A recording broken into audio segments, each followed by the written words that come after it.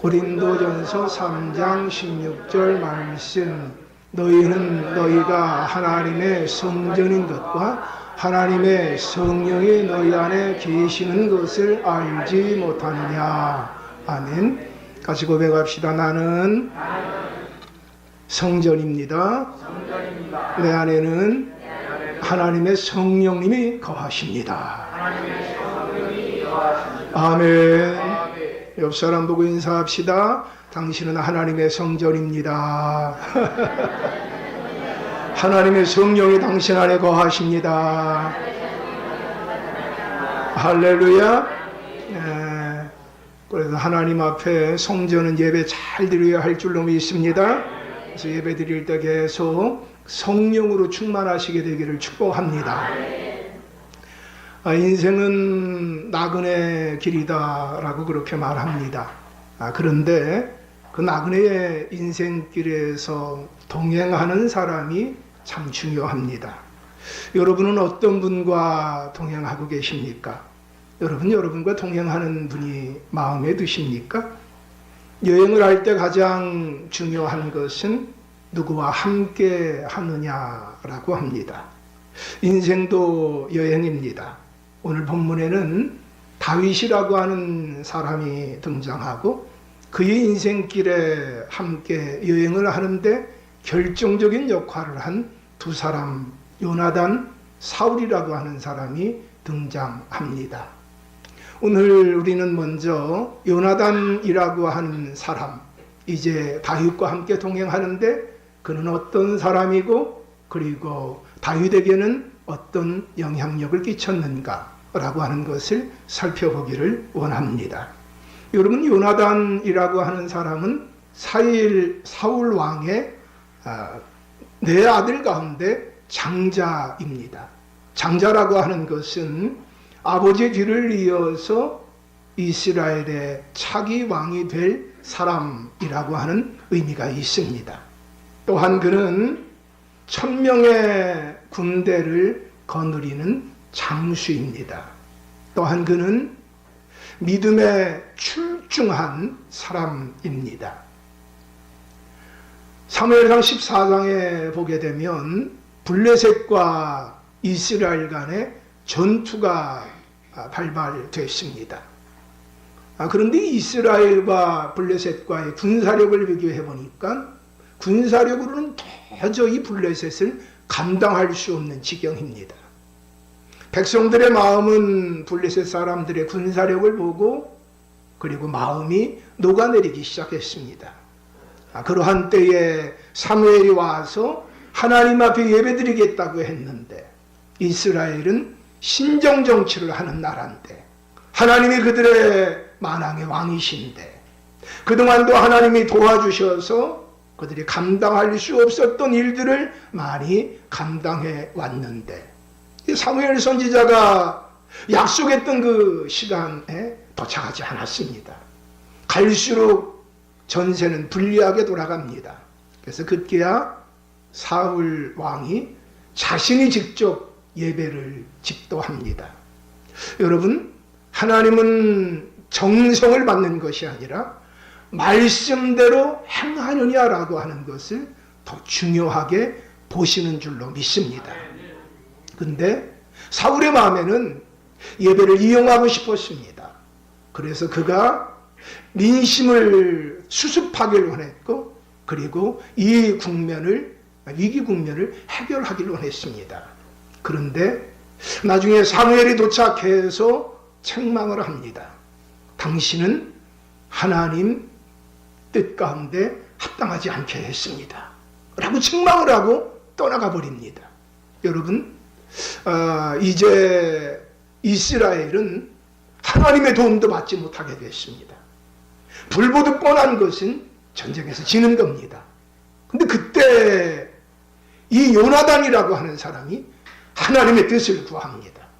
그리고 하나님이 그와 함께 하십니다.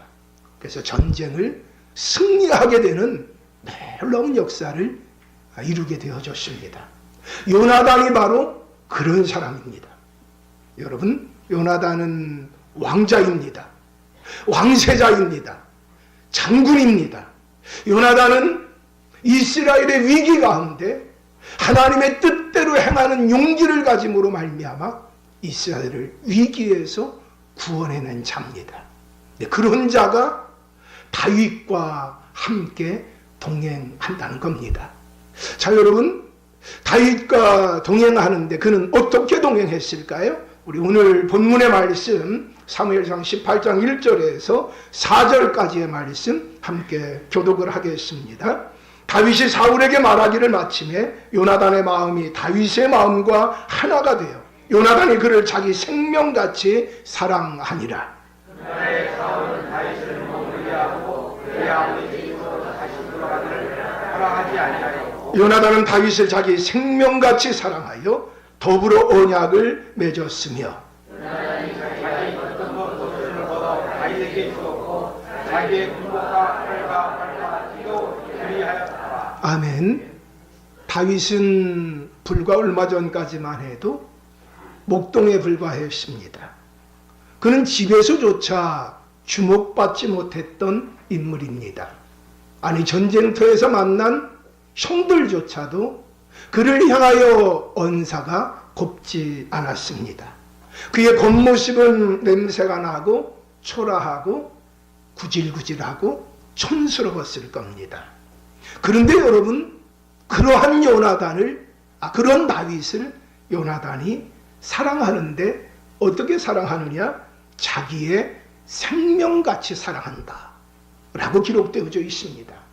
한 번만이 아니라 1절에서 4절 가운데 2번씩이나 요나단이 다윗을 자기의 생명같이 사랑한다. 여러분, 그리고 그와 언약을 맺습니다. 의형제의 언약을 맺습니다. 그리고 그의 겉옷을 벗어줍니다. 겉옷은 신분을 의미하는 겁니다. 이 말은 어떤 의미인가 하면 이제 다윗을 자신과 동일하게 여기겠다는 겁니다. 그리고 주변 사람들에게 이렇게 이야기하는 겁니다. 이 다윗을 나와 동등하게 대접하시오 라고 하는 의미가 있는 것입니다.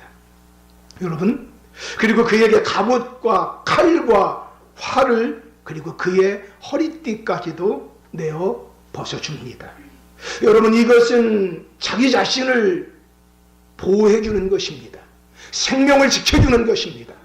근데 그것을 다윗에게 내준다고 하는 것은 다윗을 내 생명과 같이 귀하게 여긴다고 하는 것입니다.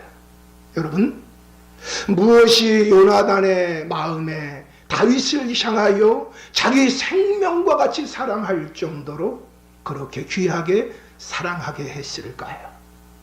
여러분, 불과 얼마 전까지 목동입니다. 자기 형들에게도 인정받지 못하고 그의 부모에게도 인정받지 못했던 사람입니다.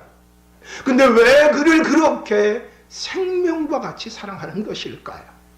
그 이유는요, 요나단이 그렇게 좋아하는 것이 다윗에게 있는 겁니다. 요나단이 그렇게 인생에 있어서 가장 중요하다고 여기는 가치가 바로 다윗에게 있는 것입니다. 그러면 여러분, 요나단에게 가장 중요한 인생의 가치는 무엇입니까? 하나님입니다. 믿음입니다. 하나님의 영광입니다. 그런데 다윗의 모습을 보게 되니까 그의 겉모습은 초라하고 촌스럽고 구질구질하고 때가 묻어있고 그 어느 모양으로도 흠모할 모습이었는데 믿음이 있습니다. 하나님의 영광을 생각합니다. 그리고 용기가 있습니다. 그리고 그는 거칠 것 없이 자기 자신을 내어 던져서 그가 나아가는 것을 보게 됩니다. 그 모습을 바라보며 저 사람의 모습이 나를 닮았구나. 아니, 내가 그렇게 흠모하는 자의 모습을 닮았구나. 그 모습을 사울에게는 찾을 수가 없었습니다. 자신의 형제들에게도 찾을 수가 없었습니다. 아니, 다른 사람들에게, 신하들에게도, 자신의 부하들에게도 찾을 수가 없었습니다. 그런데 그 모습이 다윗에게 있는 겁니다. 여러분은 무엇을 가장 귀하게 여깁니까? 여러분은 무엇을 가장 가치 있게 여깁니까? 여러분, 요나단은 사람의 외모를 본 것이 아닙니다. 신분을 본 것이 아닙니다. 믿음을 보았습니다. 하나님께 영광 돌리고자 하는 중심을 보았습니다. 헌신하는 것을 보았습니다. 그러한 요나단이 다윗과 동행을 합니다. 그 누구도 다윗이 가지고 있는 그것을 존귀하게 여겨주지 않았는데, 그의 형제들도 그의 부모도 존귀하게 여겨주지 않았는데, 요나단이 그것을 존귀하게 여겨주는 겁니다. 여러분, 그때 다윗의 마음에 얼마나 황홀한 감격이 있었을까요? 여러분, 요나단을 생각할 때 이 다윗은 은인과 같은 존재였을 겁니다. 평생 잊을 수 없는 존재였을 겁니다. 근데 한 번만 그렇게 사랑하는 것이 아니라 그가 사는 날까지 다윗을 그렇게 사랑하고 존귀하게 여깁니다. 거룩한 자가 비천한 자를, 존귀한 자가 낮은 자를 그렇게 귀하게 여기는 겁니다. 그러기에 다윗은 요나단과 동행한다고 하는 것이 그에게 큰 즐거움이었을 겁니다. 그런데 여러분, 사울과의 동행은 어떤 동행이었을까요? 요나단과의 동행은 자신의 삶을 빛나게 하는, 활력이 넘치게 하는, 소망이 있게 하는, 자랑스럽게 만드는, 나 이런 사람이야 라고 말하고 싶은 그런 동행이었는데, 그럼 사울과의 동행은 어떤 것이었을까요? 우리 5절에서 8절 우리 같이 함께 교동하는 시간을 좀 갖겠습니다. 다윗은 사울이 보내는 곳마다 가서 지혜롭게 행하며 사울이 그를 군대의 장으로 삼았더니 온 백성이 합당히 여겼고 사울의 신하들도 합당히 여겼더라.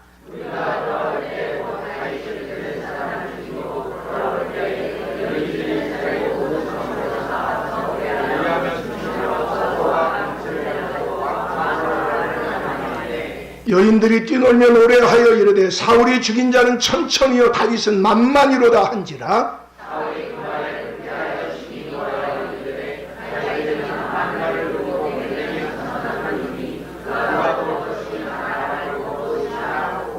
아멘. 여러분, 사울왕은 다윗이 골리앗을 제거하고 난 이후에 다윗을 집으로 돌려보내지 않고 자신의 가까이 두었습니다. 그리고 그에게 일을 맡기니까 그 일을 지혜롭게 처리하는 것을 보고 그를 군대의 장으로 임명을 했습니다. 그를 군대의 장으로 임명을 한 것을 자신의 신하들도 합당하게 여기고 모든 백성들도 합당하게 여겼습니다. 여러분, 왕은요, 사람을 잘 세울 줄 알아야 할 줄로 믿습니다. 그런데 사울왕이 인물을 알아본 겁니다. 그리고 그를 사용하는 겁니다. 그리고 그가 그 일을 잘하는 겁니다. 그런데 여러분, 그가 일을 잘하는 건 상관이 없는데 블레셋과의 전투에서 승리하고 개선하여 들어오는 그때 일이 발생이 됐습니다. 누구 때문에 일이 발생이 됐을까요? 여인네들 때문에 문제가 생겼어요. 여자들이 노래를 부르는데, 그런데 뭐라고 노래를 부르느냐? 사울이 죽인 자는 뭐라고 그랬어요? 천천히요. 다윗이 죽인 자는, 다윗까지는 얘기를 안 했어도 더 좋았을 건데, 그리고 여인들이 지혜로웠으면 사울이 없을 때 했으면 더 좋았을 것을, 사울이 그 자리에 있음에도 불구하고 사울이 죽인 자는 천천히요. 아마 이 말을 듣고 난 다음에 사울이 어깨가 으쓱 올라갔을 거예요. 내가 죽인 사람이 천천히라고, 내가 일당천이라고. 근데 그 다음 소리가 불쾌하기 시작합니다. 다윗이 죽인 자가 만만이로다. 근데 여러분, 사실 다윗이 죽인 자가 다 이스라엘의 대적이지 않습니까? 그러면 왕이라면 포용력을 가지고 더 귀하게 그걸 감싸줘야 되는데, 그런데 그렇게 하지 못합니다. 아니, 다윗에게는 만만이고 나한테는 천천히야? 그러면 이 나라의 왕의 위치, 밖에 그가 더 얻을 것이 그러면 무엇이 있단 말입니까? 마음에 시기심이 들기 시작했습니다. 질투심이 들기 시작했습니다. 여러분, 사돈이 땅을 사면 어떻다 그래요? 한국 사람들이 배가 고픈 건 참는데요. 근데 뭐는 못 참는데요? 배가 아픈 건 못 참는데요. 남이 잘 되는 꼴은 못 본대요. 특별히 나하고 가까이 있는 사람이 어느 날 갑자기 잘 되면 그 꼴 보기가 힘들다고 그래요. 근데 여러분, 요나단은 다윗의 모습을 보고 자기 생명과 같이 사랑했어요. 똑같은 것을 봤는데 누구는 생명과 같이 사랑합니다. 그런데 누구는 그 모습을 보고 난 이후에 불쾌하게 생각합니다. 화를 내기 시작합니다. 저거 나중에 내 왕위까지 내가 차지하는 거 아니야 저가? 그러면서 불안해하기 시작합니다.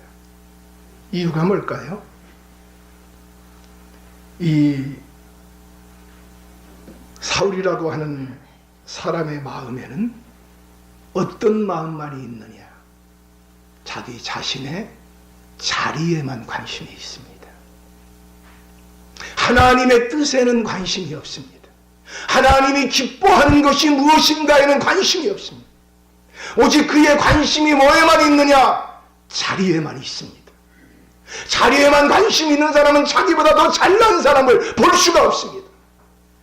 하나님이 자신을 그 자리에 부족하고 연약할 때 세워주셨는데, 만왕의 왕 되신 하나님이 그를 통하여 이 땅을 다스리기를 원하셨는데, 하나님의 선한 계획이 있었는데 어느덧 그것은 다 잊어버리고 그의 마음에는 어떤 마음만 있느냐? 자리 보존하고 싶은 마음만 있습니다.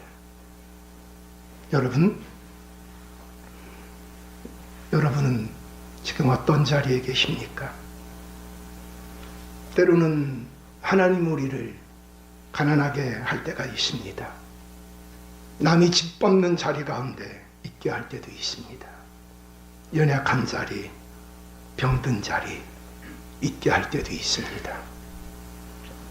내가 높은 자리, 부유한 자리, 위대한 자리, 그 자리가 중요한 것이 아니라 내가 어떤 자리에 있어도 하나님이 나를 향하여 어떤 뜻과 계획을 가지고 계시는가, 그게 더 중요한 줄로 믿습니다. 아멘. 어느 식당 뒤편에 개들이 모여서 식당에서 나온 음식물을 맛있게 먹으면서 개들이 이런 대화를 나누기 시작했다 그래요. 아니, 저쪽 주방장은 그래도 음식을 좀 꽤 괜찮게 하는데, 이 주방장은 왜 이렇게 음식을 이따위로 만들어? 야, 우리 입맛에는 안 맞네. 야, 주인이 불쌍하다, 주인이 불쌍하다. 이런 주방장을 쓰는 주인이 불쌍하다. 이 식당 곧 날이 새겠는데? 그러면서 개들이 그거를 먹어가면서 대화를 나누는 걸 누가 들었느냐? 주방장이 들었대. 주방장이 그 개들의 소리를 듣고 난 이후에 개들의 입맛에 맞추기 위해서 열심히 노력을 해서 개들의 입맛에 맞춘 음식을 사람들에게 내놨대요. 사람들이 어떻게 했을까요? 이거 사람이 먹으라고 준 거야? 개가 먹으라고 준 거야? 근데 개는 만족했다 그래요. 그래서 결국에 주방장은 내쫓겼다 그래요. 여러분, 우리의 삶을 평가할 분은 하나님이십니다. 개들에게 물어보지 마세요. 하나님에게 물어보세요. 하나님의 뜻을 구하시게 되기를 축복합니다. 근데 여러분, 이 사울의 마음에 하나님에 대한 관심이 없어요. 하나님의 뜻에 대한 관심이 없어요. 그러다 보니까 너무 다윗이 싫은 거예요. 불쾌한 거예요. 나보다 저가 더 인기를 얻어? 이러면 안 되는데?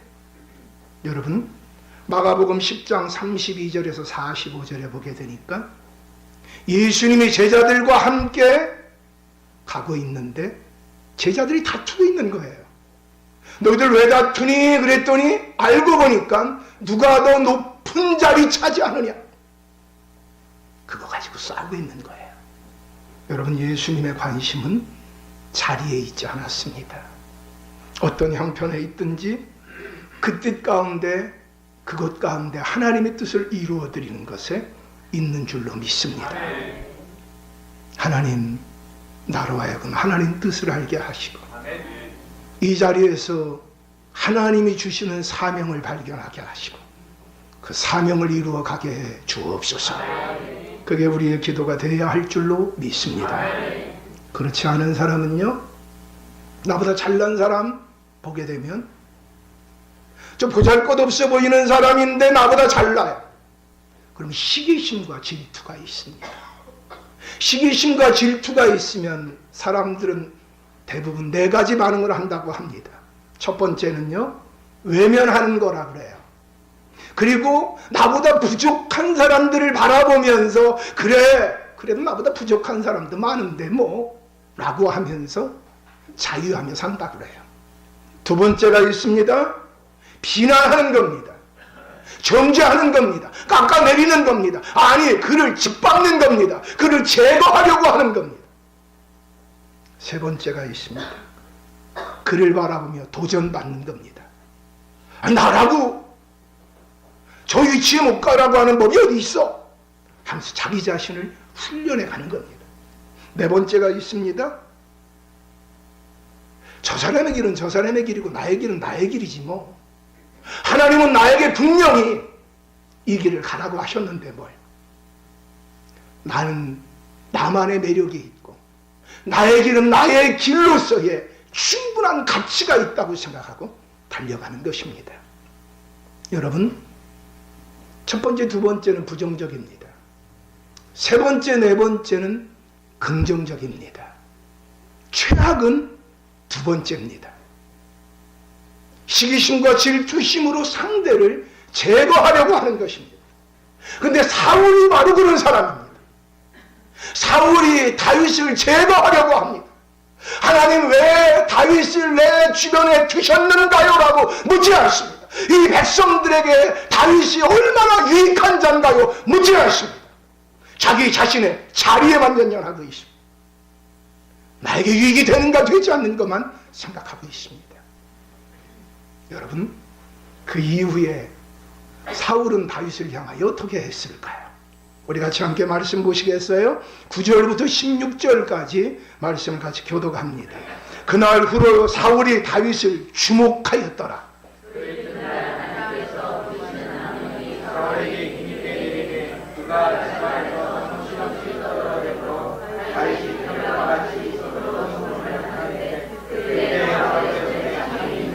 그가 스스로 이르기를 내가 다윗을 벽에 박으리라 하고 사울이 그 창을 던졌으나 다윗이 그의 앞에서 두 번 피하였더라.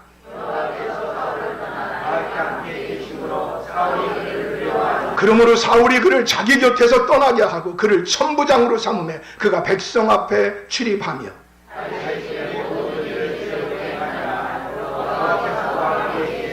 사울은 다윗이 크게 지혜롭게 행함을 보고 그를 두려워하였으나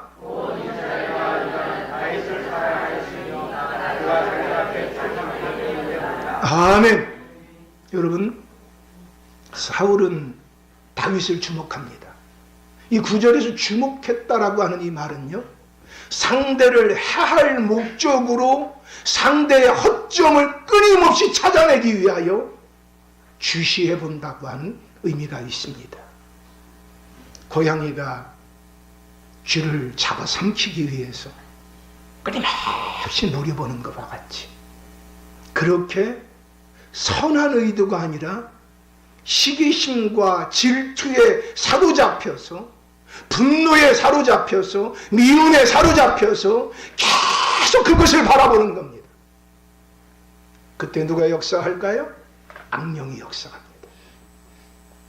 여러분들이 시기심과 질투에 사로잡혀서 누군가를 향하여 분노를 계속하고 있으면, 미움 가운데 있으면 악령에 사로잡힌다는 걸 기억하셔야 돼요. 악령에 사로잡히고 난 이후에 이 사울이 어떻게 합니까? 아무 말이나 막 갑자기 하게 됩니다. 그가 쏟아내는 말들은 어떤 말들이었을까요? 저주의 말이었을 겁니다. 분노의 말들이었을 겁니다. 정죄의 말들이었을 겁니다.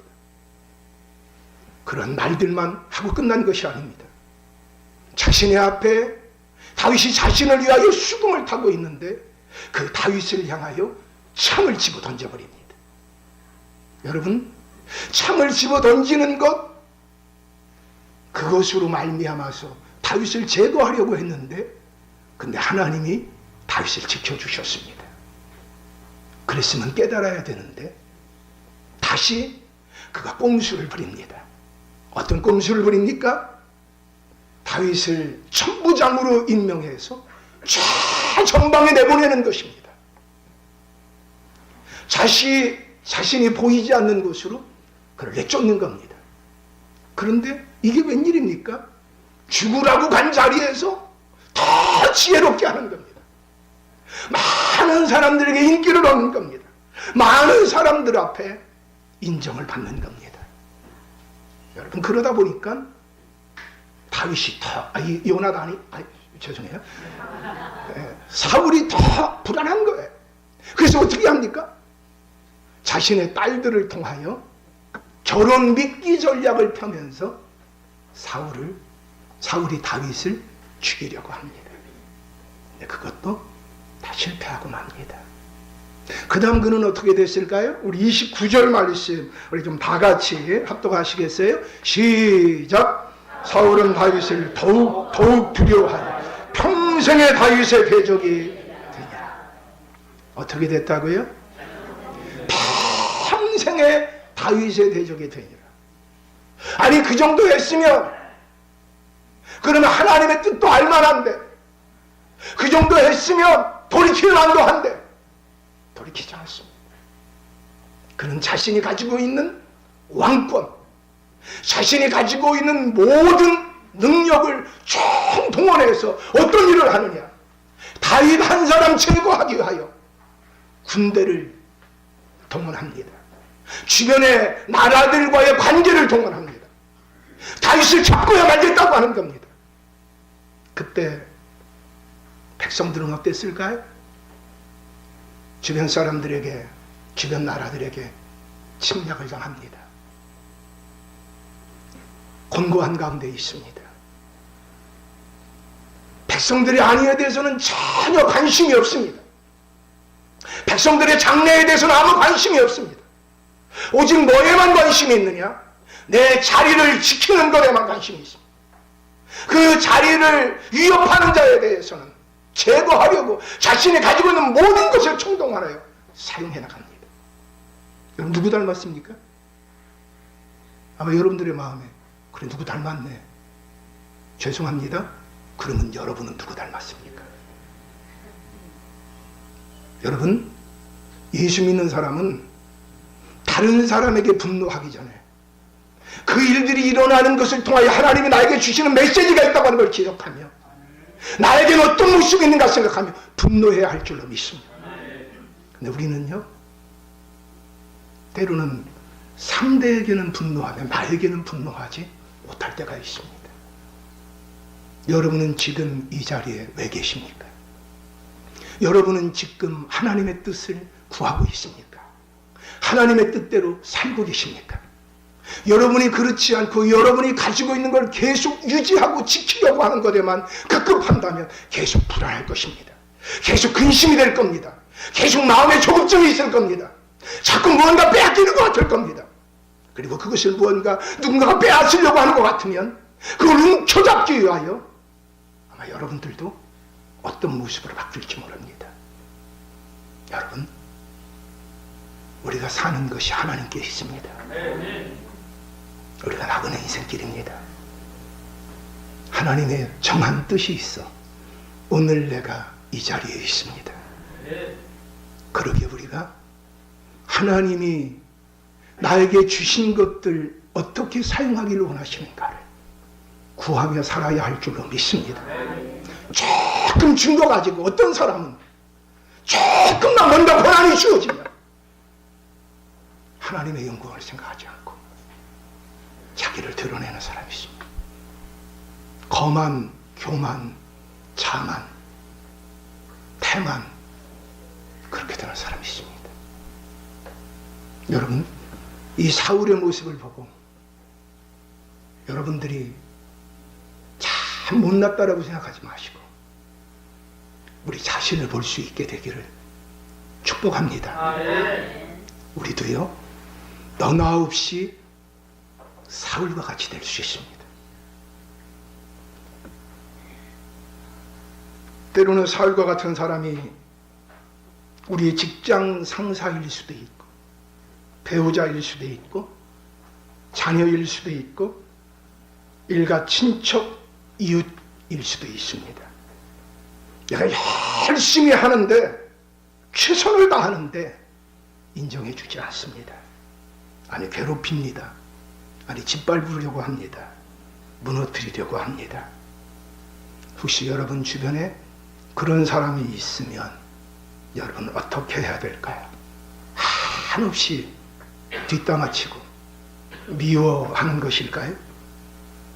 도종환 시인의 이런 벗 하나 있으면 이라고 하는 시가 있습니다. 마음이 울적할 때 저녁 강물 같은 벗 하나 있었으면, 날이 저무는데 산 그림에처럼 어두워질 때 내 그림자를 안고 조용히 흐르는 강물처럼 친구 하나 있었으면, 울리지 않는 아기처럼 마음이 비어 있을 때 낮은 소리로 내게 다가오는 벗 하나 있었으면, 그와 함께 노래가 되어 틀에 가득 번지는 벗 하나 있었으면, 오늘도 어제처럼 고개를 다 못 넘고 지쳐 있는데 달빛으로 다가와 등을 쓰다듬어주는 벗 하나 있었으면, 그와 함께라면 칠흑 속에서라도 다시 먼 길 갈 수 있는 벗 하나 있었으면, 도종환 시인이 그런 벗을 그리워한다는 것은 그런 벗이 없다는 겁니다. 여러분, 제이 딩거라고 하는 사람이 이런 말을 했습니다. 나의 친구는 세 종류가 있다. 나를 사랑하는 사람, 나를 미워하는 사람, 나에게 무관심한 사람. 나를 사랑하는 사람은 나에게 유순함을 가르치고, 나를 미워하는 사람은 나에게 조심성을 가르치고, 나에게 무관심한 사람은 독립심을 가르쳐준다. 나를 사랑하는 사람은 유순함을 가르쳐 주어서 쉽게 굳어지고 강팍해지고 완악해지는 내 마음을 부드럽게 해준다. 나를 미워하는 사람은 조심성을 가르쳐 주어 모든 사람을 다 믿는 것이 아니라 사람을 분별하여 사귈 줄 알게 하는 것을 가르쳐 주며 인생은 치열하다는 것을 가르쳐 준다. 나를 향하여 무관심한 사람은 나에게 스스로 내 자신이 서지 않으면 누구도 나를 도울 수 없다는 독립심을 가지게 해준다. 근데 여러분, 사랑하는 사람이 많이 있겠습니까? 미워하는 사람, 무관심한 사람이 내 주변에 많겠습니까? 어떤 사람은 이야기합니다. 나에게는 요나단과 같은 사람은 없습니다. 나의 주변에는 사울과 같은 사람, 아니 무관심한 사람, 나에게 다 등 돌리고 있는 사람, 그런 사람밖에 없습니다. 나에겐 사랑이 없습니다. 그렇게 절규하는 분도 있을 수 있습니다. 근데 여러분, 그때 기억하셔야 합니다. 결국 요나단도 떠나갑니다. 요나단도 영원하지 않습니다. 요나단도 젊은 나이에 일찍 떠나갑니다. 근데 하나님이 다윗의 곁에 영원히 함께 하십니다. 예수님은 하나님이신데, 창조주이신데, 만왕의 왕이신데, 구원자이신데 우리의 친구가 되겠다고 말씀하셨습니다. 요한복음 15장 13절에 보면 사람이 친구를 위하여 자기 목숨을 버리면 이보다 더 큰 사랑이 없나니, 예수님이 우리의 친구가 되어서 자신의 생명을 내어주셨습니다. 자신의 명예도 권세도 다 내려놓으시고 33년 동안 이 땅에서 우리를 이해하기 위해서 낮고 천한 곳에서 모든 것을 다 감당하셨습니다. 나는 너의 아픔을 안다. 나는 너의 슬픔을 안다. 나는 너의 고독을 안다. 나는 내 외로움을 안다. 내가 무시당하는 걸 내가 다 안다. 나는 너를 알고 있다. 그것뿐만 아니라 그분이 우리를 위해 모든 걸 다 내려놓고 십자가의 길을 가셨습니다. 여러분, 그 십자가의 길을 가실 때 우리는 아직 죄인이었습니다. 우리는 허물이 많이 있었습니다. 우리는 하나님을 사모하지도 않았습니다. 그런데도 그 길을 먼저 가주셨습니다.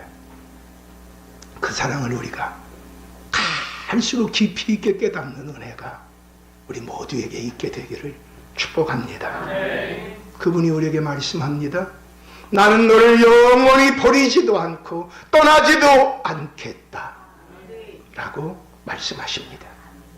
요나단과의 동행이 다윗의 삶을 더 풍성하게 했다면, 예수님 그분과 진정으로 동행한다면 그의 인생은 얼마나 아름다워질까요? 도둑이 오는 것은 도둑질하고 죽이고 멸망시키려는 것뿐이요, 내가 온 것은 양으로 하여금 생명을 얻게 하고 더 풍성하게 하려 함이니라. 예수님이 우리의 인생을 풍성하게 하기 위하여 이 땅에 오셨습니다. 예수님을 만나는 자들, 그들마다 그들의 삶에 풍성함을 경험하게 될 줄로 믿습니다. 어떤 사람은 요나단과 같은 친구가 내 주변에 없다고 이야기하는데, 어떤 사람은 예수님이 나의 친구 된 것을 경험하고 난 이후에 내가 내 주변의 사람들에게 요나단과 같은 친구가 되어줘야 되겠다. 내가 예수님이 나의 친구가 된 것 같이 나도 주변 사람들에게 예수님 닮은 친구가 되어야 되겠다. 나는 예수님에게 빚진 자다 고백하며